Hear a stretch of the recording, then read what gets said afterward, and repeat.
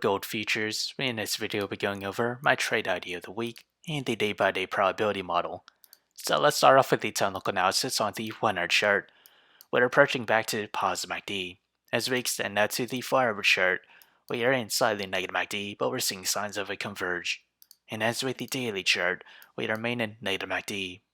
We're resting right along the 200-day moving average, this green line at a price of $1,841.70. And as with the trade idea, I'll be trading GLD. My trade position size for is less than 1% of my portfolio. My long entry is at $167.22.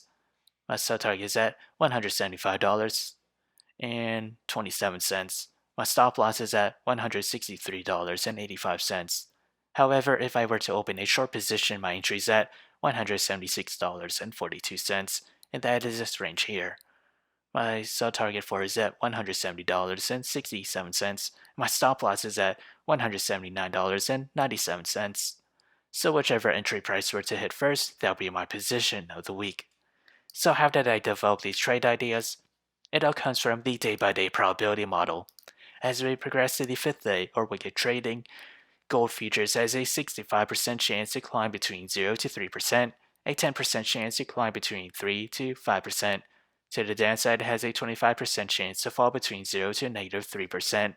So if you enjoyed this content, feel free to like, comment, subscribe, and thank you for watching.